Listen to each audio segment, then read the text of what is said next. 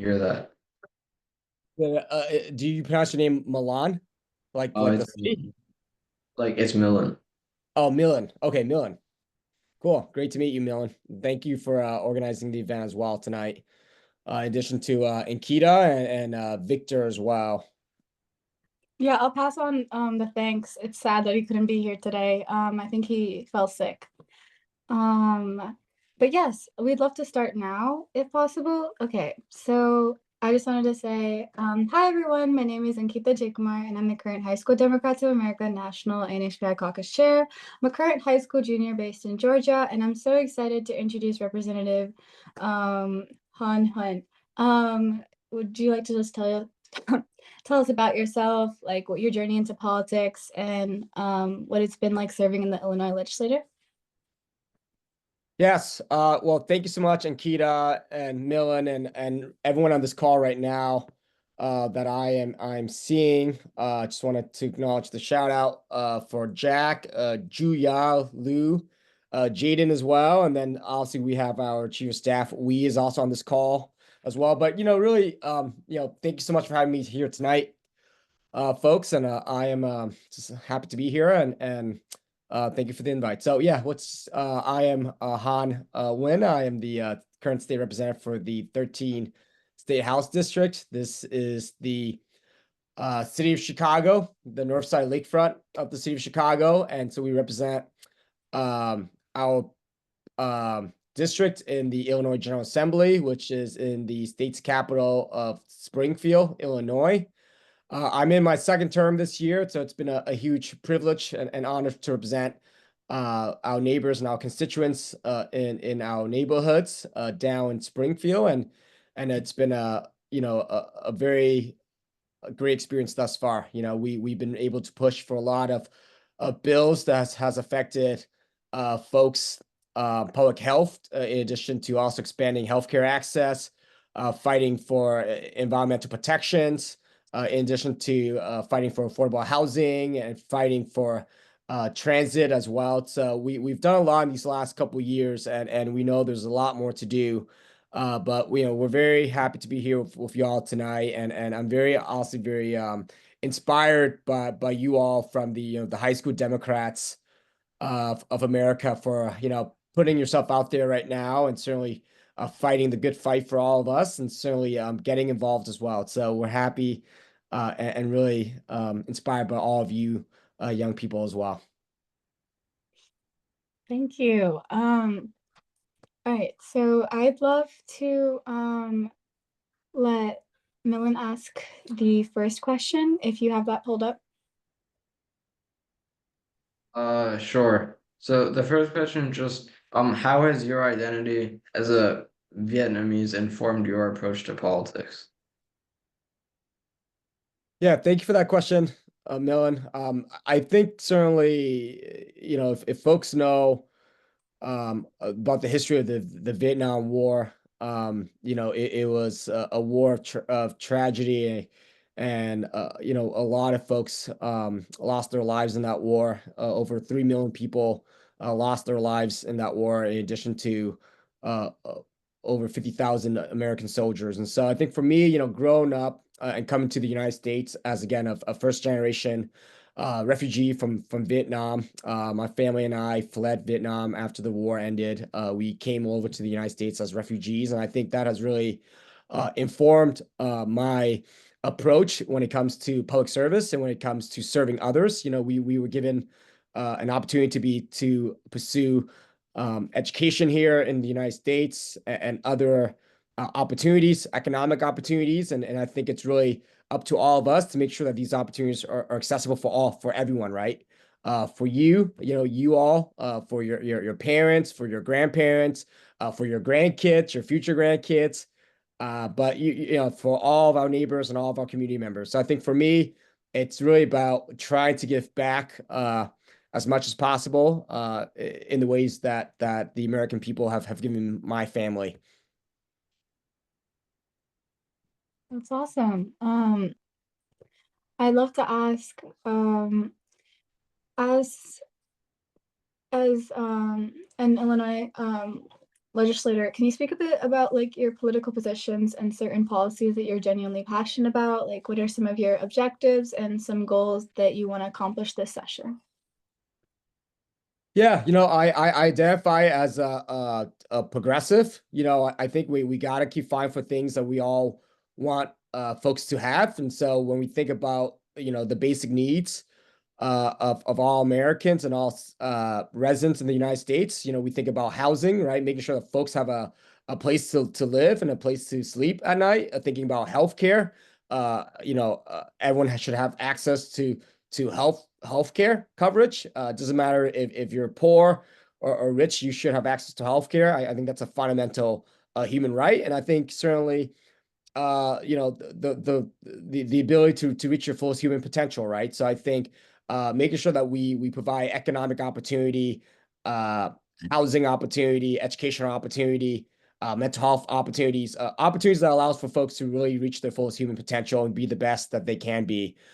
So I really think of all of that as being Maslow's hierarchy of needs and making sure that we fulfill those needs for all of us. And so, we take a very progressive stance when it comes to expanding healthcare coverage for all of us. We take a progressive stance when it comes to expanding affordable housing for folks across the country and across the state. And we take a progressive stance when it comes to affording folks the freedom and the fundamental human rights that they deserve. So, that's some of the things that we believe in, and we've been fighting for that down in Springfield in our state's capital.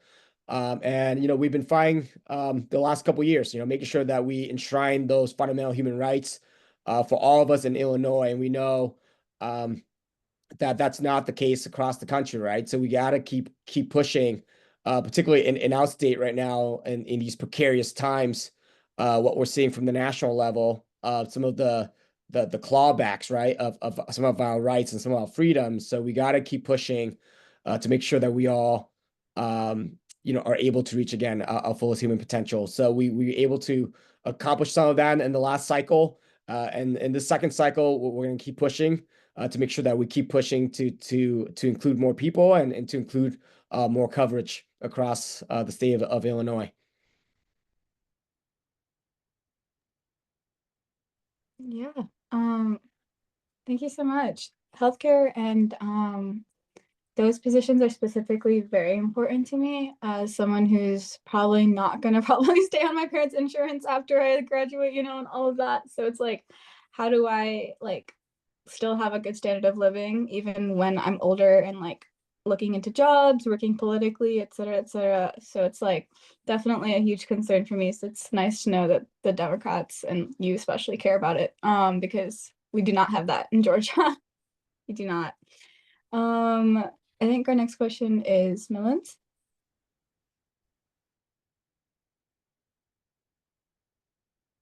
I think you're on mute, by the way. Yeah. So like, I mean, obviously like the people here are high schoolers. So what do you think are like the steps forward or ways to get involved, like as a high schooler who wants to potentially go into the profession of politics? Yeah, thank you, Millen, for that question. I was once in high school about 20 years ago. And so again, I am very, very inspired by all of y'all tonight. Just taking the time to organize this event. You organizing it, putting on a Zoom, inviting me as the guest speaker. I never did that in high school, so you guys are volumes ahead of the pack here. But and so kudos to you for that. But I'd say again, the most important thing you can do is really get engaged and get involved in your community, right? Your respective community.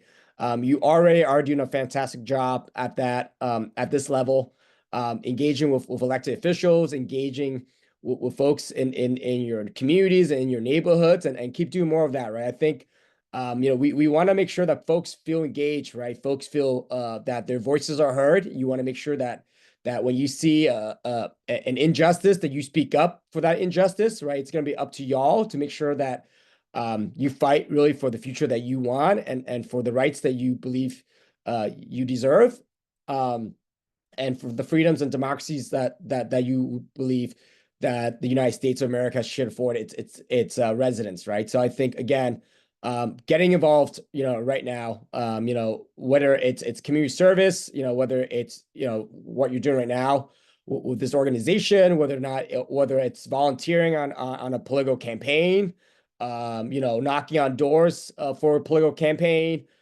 talking to your local elected officials, maybe it's state representatives, state senators, congressional leaders, talking to your local mayors, your local townships, village advisors, local school board members. But I think, all of you are again, I commend you for being here tonight. I know it's Friday night. You could be doing anything tonight, but instead you're on a Zoom. And so I really, again, am very proud of all of y'all. And I think you're all on the right path, but just keep getting involved. Don't be apathetic, and just try to make sure that you keep using your voice for good, and speak up against the injustices that we're experiencing right now across the country. Yeah, thank you so much.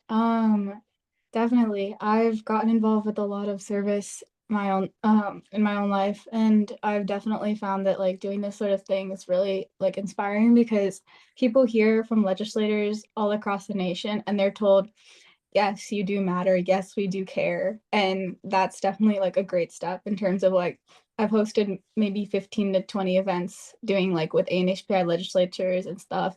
And it's like every single time I learn something new about like the ANHPI experience. So it just makes me think like we're so varied and it's gonna like only get better from here. I mean, we can't constantly deal with the Asian hate. We gotta figure it out at some point. Um, but yeah, on that term of like NHPI identity, how has that affected your own experience in life as well as the work you've done in politics and activism?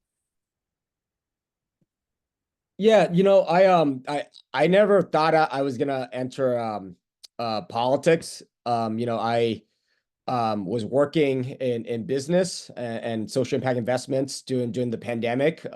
And for me, it really came back to, as you mentioned, in Kita, the anti-Asian hate that happened during the pandemic, right? When the former and current president now spoke of COVID-19 as being the quote unquote the Kung flu, right? So and how that caused a lot of Asian American seniors and a lot of Asian Americans to fear for their lives. They were being attacked on the subway. They were being targeted in restaurants and accosted on the streets and sometimes even murdered.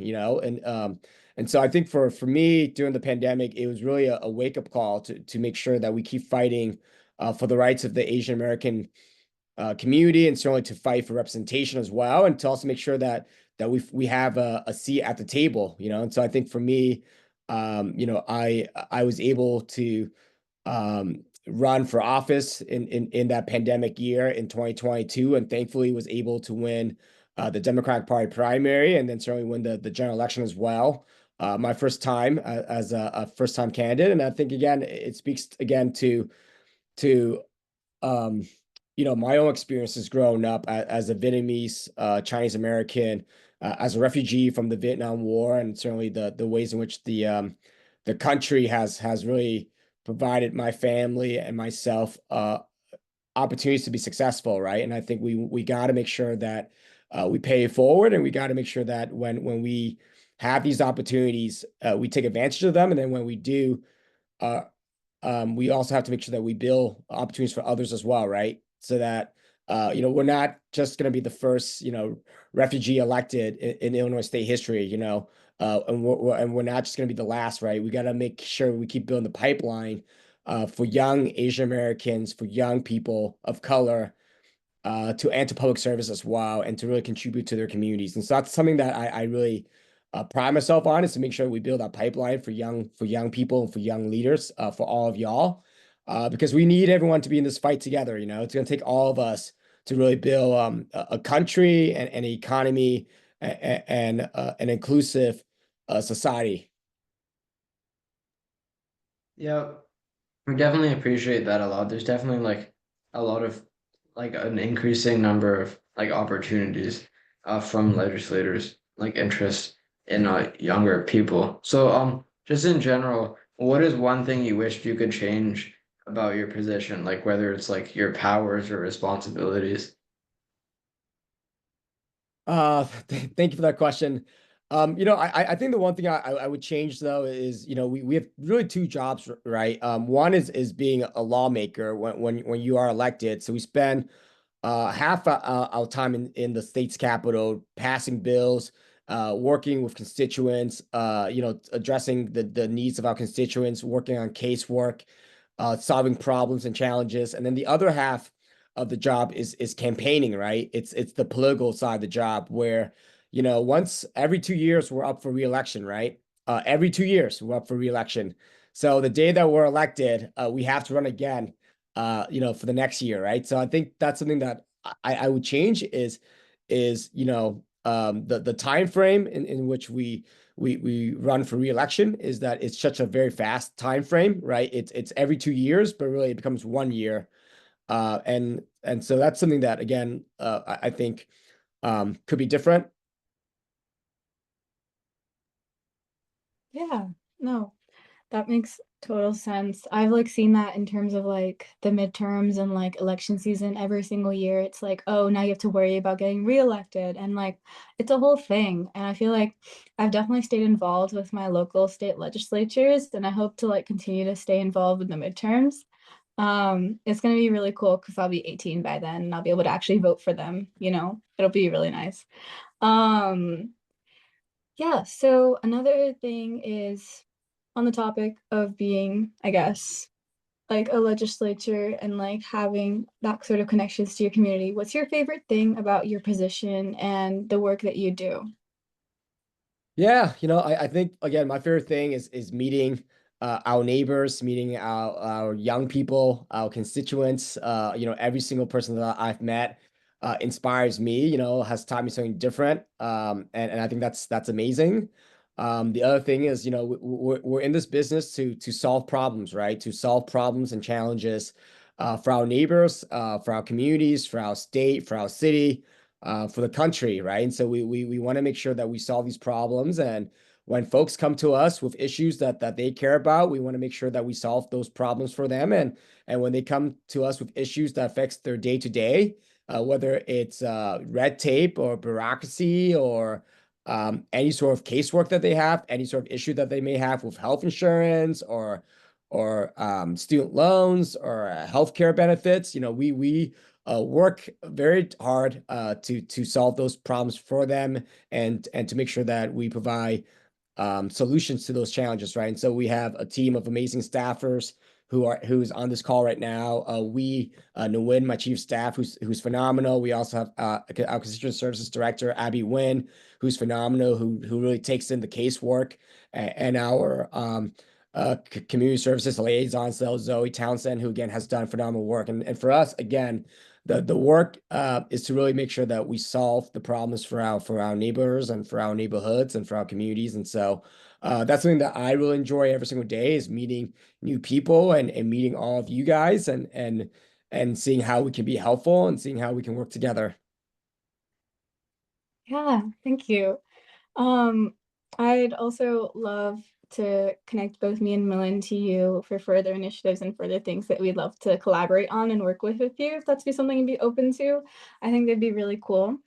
Um, but yes, I think this is our last general question. We can open it up to Q&As and right after that, what do you believe that the Democratic Party's future in terms of like let me rephrase that. What do you think the Democratic Party future should look like in terms of like policy position and like reaching voters? Well, you guys are the future of the Democratic Party, right? Well, I'd like to be. Wish I was at the Yeah, I DNC mean, meeting what right now. um we want y'all to get engaged, right? I mean, you guys got to keep getting engaged. Last cycle, we had fewer turnout than we did in 2020, right? So we got to make sure that we keep increasing turnout. We got to make sure that we give young people and everyone reasons to vote, right? Reasons to get out there and vote, and reasons uh, to fight for, right? And so we are again at an inflection point in our country's history and in our democracy. And so we got to make sure that we keep the fight. I think what we saw in the last election in 2024 was I think a lot of people felt like they've been left behind. A lot of people felt like they have not been heard by the Democratic Party, right? A lot of working class families felt like they've been squeezed by the economy and the inflationary pressures. So I think we got to do a better job of conveying to the American people, of to young voters, to middle class families, working class families, what it is that the Democrats have done to deliver on the promise of making the economy better for everyone, right? Of building an inclusive economy, of building an opportunity economy, of making sure that we are fighting for the fundamental freedoms and rights and human rights of everyone in this country, fighting for women's rights, reproductive health care rights, fighting for LGBTQ plus rights, fighting for immigrant rights, refugee rights, fighting for healthcare, right? Fighting for healthcare access, right? Fighting for Medicare for all, fighting uh, for student loans forgiveness, right? Fighting for your education, right? For your college education to be free, so that when you go to college, you don't graduate with student loan debt. I think that's something that we have to keep pushing, and we have to be strategic about outreach. But I think again, it's going to take all of us, and so we're in this fight together. We are at an inflection point in this country's history, and we got to keep pushing. We got a tough 4 years ahead of us right now, as what we've seen in the last 11 days of this administration, what has happened, and so we want to make sure we keep pushing. But it's going to take all of us, like we need you all to be in the fight. We need you all to keep reaching out to your state and federal elected officials. Keep making sure that your voices are heard at the ballot box. Keep making sure that you are organizing, that you're mobilizing, and that you're strategizing, right? But ultimately it comes back down to all of us, and certainly I believe, I'm very optimistic. I believe the future is very bright because we have amazing young people like y'all here on this call tonight, and so um, I am again always very very inspired anytime when I see young people, very much like everyone on this call right now, who's taking up the time, your time, right? Your time is finite, to really think about our country and think about democracy. Yeah, absolutely. Um, there's definitely a lot of things that can be done and should be done, but we're all just trying to make it through because 11 days does not feel like 11 days. It feels like it's been a year already.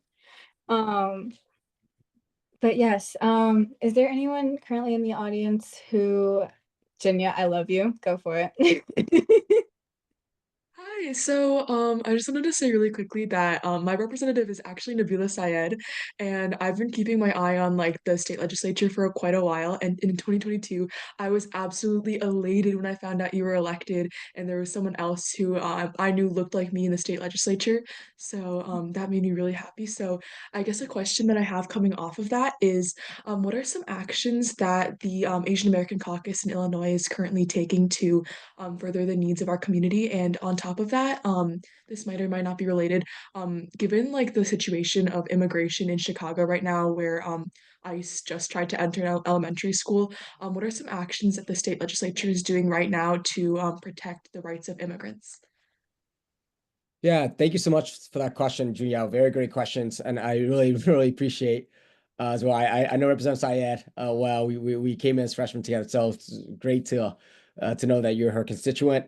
And again, very, very privileged to and honored to represent you and certainly the Asian American, Chinese American, Vietnamese American community as well. I think thank you for just the first question that you've asked. Great question. This past year, and we can provide follow-up information as well. But we actually started the Illinois Asian American Legislative Caucus Foundation. So we started a 501(c)(3) nonprofit foundation to really build the pipeline for young AA and HPIs to enter public service, right? For y'all to really be able to think about your careers in public service and what pathways you could take. And so we are building that out right now from the foundation perspective. We will also be providing scholarships for high school students so that they're able to go to college and that they will be able to pursue careers in public service, and then hopefully come back to Illinois or stay in Illinois, and then serve in public service careers. So that's something that we are looking at right now, and that's going to be launching soon. And with that launch, we'll also be launching professional development workshops for young Asian Americans across Illinois, in addition to youth forums, in addition to conferences, in addition to panel discussions as well. It could be across the state of Illinois. It could be also be downtown Chicago. So keep on the lookout for that. But the website is IAALCF.org, the Illinois Asian American Legislative Caucus Foundation.org. And you can find information there. You can also sign up for the newsletter as well. And so that's something that, again, is in the works right now. We launched the foundation literally last year. And so this is the first year of the foundation's beginnings. And so this year we'll be pushing that out to folks. So we'll keep you updated on that front. And I think in addition to that foundation, we have really talked to folks in the AAPI communities last couple of years, and obviously before that as well, every year when we think about the budget. And so we have always put in line items for our Asian American communities, right? So last year we put in close to a $40 million line item for the immigrant service line item, right? To really provide resources for our Asian American nonprofits, right? Across the state of Illinois, that does a lot of good work in, the Chinese American community, in the Vietnamese American community, the Indian American community, Pakistani American community, South Asian, just all sorts of Asian American communities, right? Had access to that money.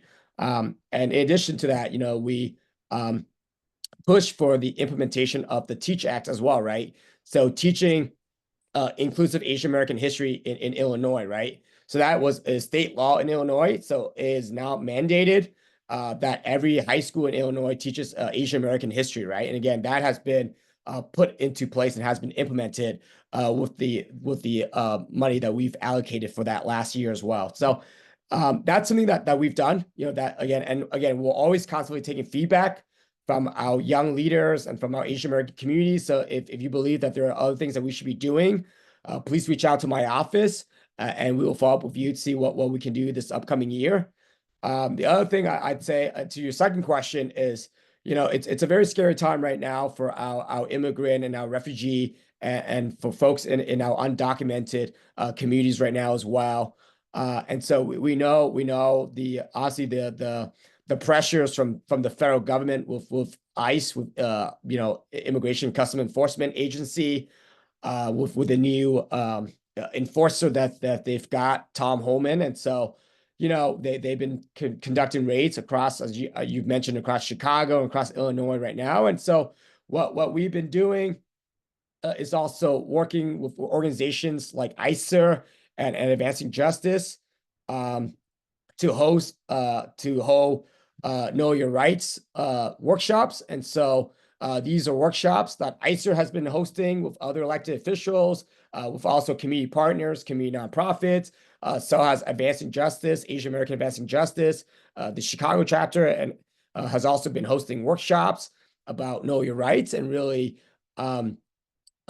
getting that information out to our neighbors, right? Making sure that our neighbors know their rights, making sure that when ICE agents come to their homes, that they don't open the door, right?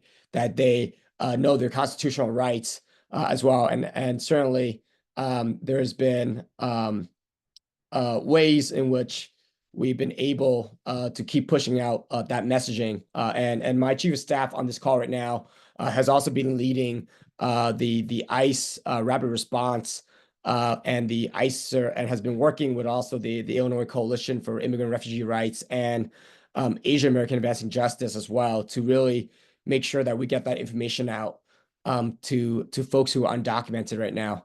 And so that's been happening across the state. There's usually this weekend, tomorrow, we'll be having a few in Chicago, all throughout the Chicagoland area, but there will be a couple that's in our district. And if you Google and we can also send additional resources for you as well in terms of how we can provide additional resources for small business owners and folks who may be undocumented, who may have undocumented relatives or friends or community members.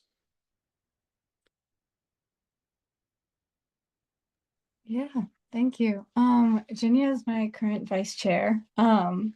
So we both work together a lot on all sorts of all sorts of things. So I definitely really wanted her to join on because this is her state. Yeah, Jack, go for it. Hi, Representative. It's so nice to see you.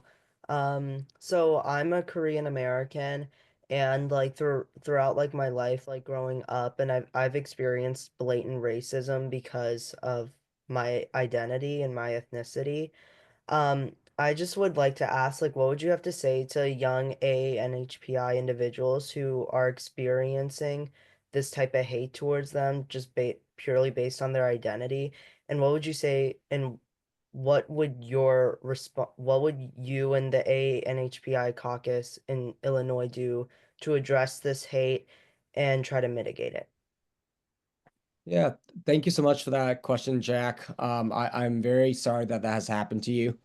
You know, and again, thank you so much for your question, and I hope all is well. You know, certainly, you know, we should not tolerate anti-Asian remarks, discrimination, racism in any form, right? Or behavior. And so certainly, we got to make sure that we keep pushing for, anti-Asian hate crimes, right?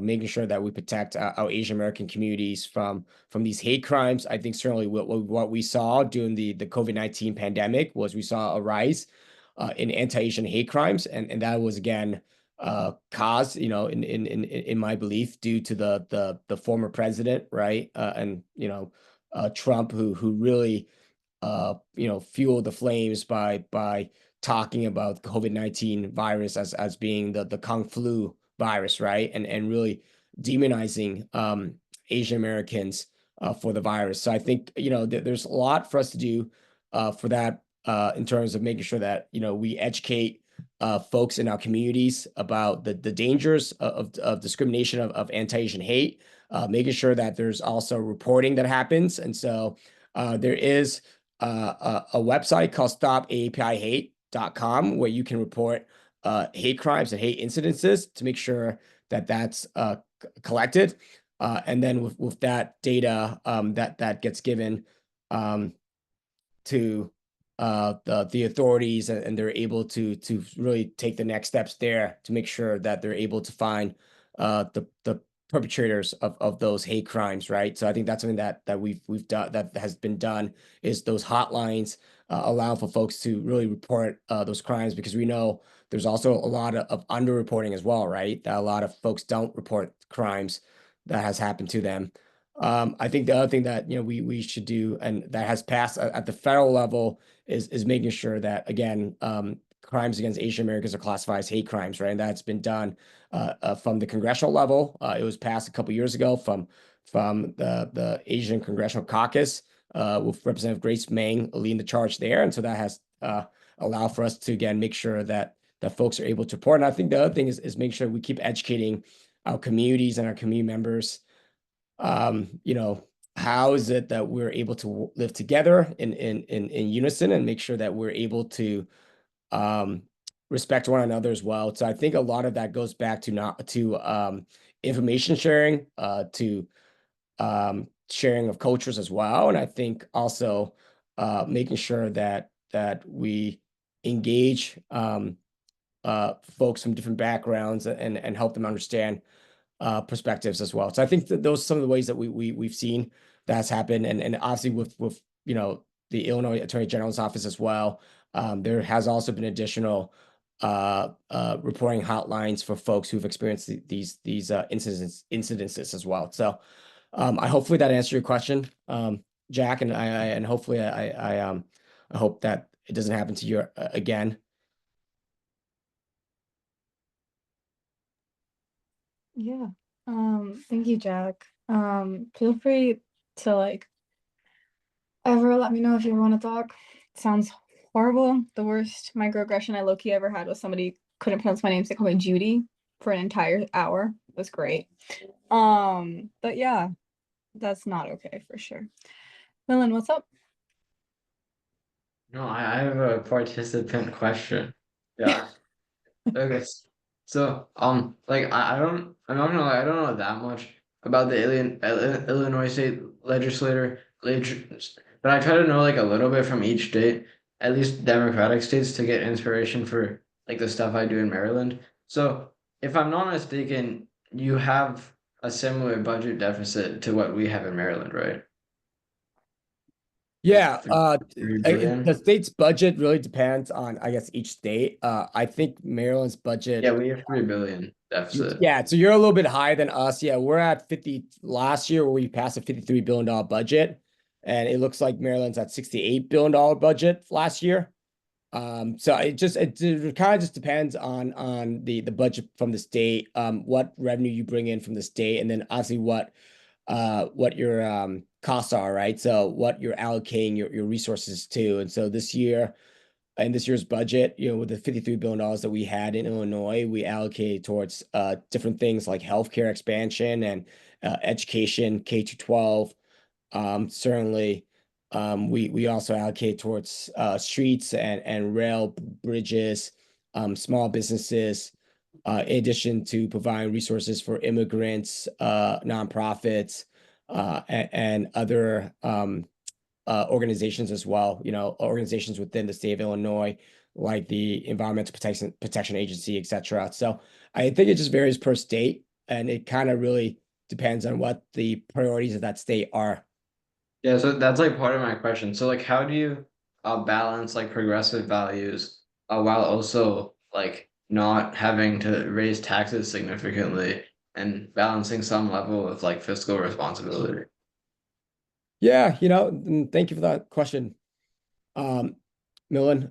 We try our best to make sure that we are good stewards of taxpayers' money, right? So every year we pass a balanced budget. We look at the revenue that we're taking in from the state when it comes to income tax, right? So state income tax, state sales tax, right? And then we take in that revenue. We know how much we have to spend for the year, and then we create a budget, which I believe is a moral document that really showcases our priorities, right? And so we prioritize again this year the things that we believe that our communities really care about, that the state of Illinois really care about, and that's healthcare. So Medicaid, making sure that folks in Illinois have access to healthcare. About 3.9 million people in Illinois have Medicaid coverage. And that's very important for all of us.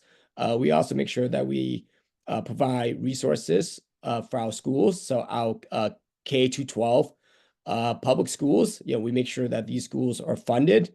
And so we also make sure that we look at priority items as well, right? So the nonprofits that we have in our neighborhoods, right? The immigrant nonprofits, the refugee nonprofits, nonprofits that provide legal services, right? Those are nonprofits that we believe are providing a public good to all of us. And so that's something that we also allocate money towards as well. But you're right, every year it is a balance. We have to really think about what is it that taxpayers want us to do, and then how do we make sure that we are fiscally responsible? How do we make sure that we pass a good budget, a sustainable budget, a budget that is balanced, and a budget that also speaks to our progressive values? And I think last year we did that with the $53 billion budget that we passed. But every year, as you know, it's a challenge, right? It depends on how much revenue we get every year from state income tax and state sales tax. Yeah. I had a question that was texted to me. Anika can't speak right now, but if she could, I'm sure she would have. She asked, given that you're a first-gen immigrant, what was the mindset and how did you gain the confidence to run for office? Yeah, thank you for asking that question. Yeah, I think you're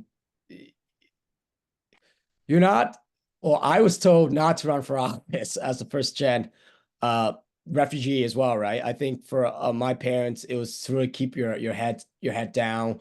Don't create too much trouble. I think my parents also came from a generation where, you know, because of them speaking up against the government that they had back in Vietnam, you know, they lost their parents because of it, right? You know, my grandparents were killed during the Vietnam War because they spoke up and they fought against the other regime. So I think for us, you know, my parents kind of told me to keep my head down and but I think for me, um, you know, the there comes a time when I think you see injustice and you have to speak up, you know, and I think I was called to do that early on in high school when I did a lot of community service in high school. I got involved with Jimmy Carter, really inspired me in high school. You know, when he worked on Habitat for Humanity and so I worked on Habitat for Humanity in high school. Was president of my high school chapter for Habitat for Humanity. We raised money to build houses for low-income folks across the country. And so I think for me, that really led really a pathway down to really trying to keep pushing for community service and trying to see how I can keep fighting for others as well. And so, you know, whatever you're doing right now, please keep doing it. You guys are really doing a great job. I mean, again, I can't commend you enough. The fact that you're here right now on a Friday night and organizing this event and really you guys are engaged, I think inspires me and I'm sure inspires my chief of staff as well. We here on this call and we're going to need all of you guys in the fight with us these next 4 years and the next decade as well. The next, you know, 20, 30, 40, 50 years from now. Yeah, absolutely.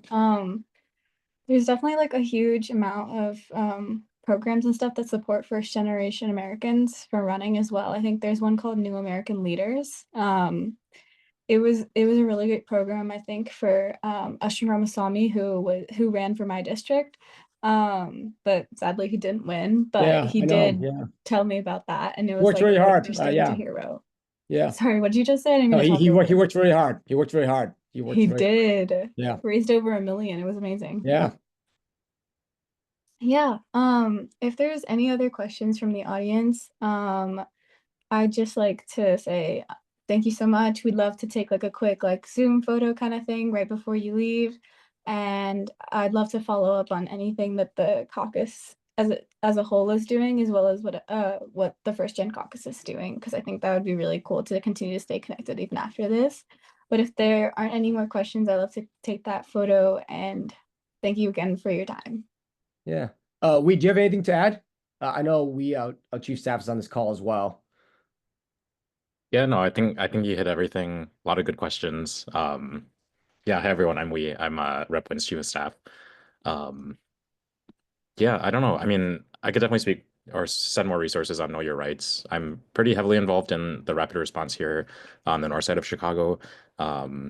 Just like daily monitoring of reports from ICE sightings, and just kind of like mobilizing our teams to confirm all of these raids. But other than that, yeah, if you have any questions, I know Ankita has my info, and then I put our office general inbox and phone number in the chat. I don't know how many of you are all from Illinois. It seems like you're kind of all spread out, but you know, even if you're not in Illinois and you just have questions for us, feel free to shoot us an email or give us a call too. Yeah. Again, thank you again so much. Is there any questions anymore? Okay. That's awesome. Anika, Achidan, if you're open to turning on your camera, I would love that. Jaden, you as well. But I will probably like take it really quick. Okay. Anika, yeah. Yep. Okay. Hi. I love your hat. Oh my gosh. Okay. 1, 2, 3. 1, 2, 3. 1, 2, 3. I'll send these over to the email as well, like right after as well, if you guys want that for like an after post or something. We'd love to be tagged on that too. It'd be really nice. We'd also make one likely after it as well. So just let us know. Yeah. Thank you again, Representative. It was seriously so great to hear from you. I think it's so awesome that you're like committed to engaging youth into politics, and I cannot wait to see what the rest of your office does. Super excited. Yeah, well, thank you everyone for being on this call. Ankita, Milan, Julia, Jack, Achitan, Nika, and Jaden. You guys are amazing. Again, keep the faith. I know it's gonna be a tough 4 years, but we're gonna keep fighting as hard as we can for everyone here on this call, and certainly, we're gonna do whatever it is in our powers, to make sure that everyone feels safe, is protected, that you all will be able to reach your fullest human potential. So, we're all in this fight together, and certainly, again, I think the future is very bright because you all are it, and we look forward.